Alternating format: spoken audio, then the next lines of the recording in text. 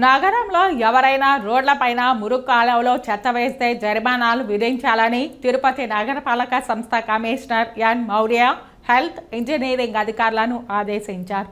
శనివారం తెల్లవారుజాము నుండి నగరంలోని చిన్న బజార్ వీధి, ఆకుతోట వీధి, నాదముని వీధి, కొత్త వీధి, కోటకొమ్మాల వీధి తదితర ప్రాంతాలలో పారిశుద్ధ్య పనులను, ప్రజా ఫిర్యాదుల పరిష్కార వేదికలో వచ్చిన ఫిర్యాదులను ఆరోగ్య శాఖ ఇంజనీరింగ్ అధికారులతో కలిసి కమిషనర్ పరిశీలించారు. చెత్త తీసుకెళ్లే వాహనం ఎన్ని గంటలకు వస్తోంది, మురుగు కాలువల్లో చెత్త తొలగిస్తున్నారా, నీరు ఏ సమయంలో సరఫరా చేస్తున్నారు, నీటి సాంద్రత పరీక్షలు చేస్తున్నారా అని ప్రజలను అడిగి తెలుసుకున్నారు.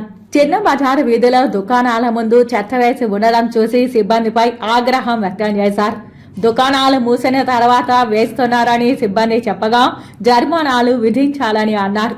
ఈ సందర్భంగా కమిషనర్ మాట్లాడుతూ, నగరంలో ఎవరైనా రోడ్లపైన కాలువల్లో చెత్త వేస్తే వారిని గుర్తించి జరిమానాలు విధించాలని అన్నారు.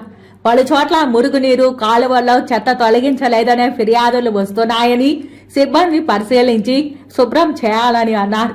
దుకాణాల ముందు చెత్త వేస్తున్న వారికి జరిమానాలు విధించి చెత్త బుట్టలు ఏర్పాటు చేసుకునేలా అవగాహన కల్పించాలని సూచించారు.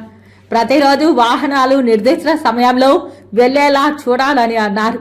ప్రతిరోజు నీటి సాంద్రత పరీక్షలు చేసి నీటిని సరఫరా చేయాలని ఇంజనీరింగ్ అధికారులను ఆదేశించారు.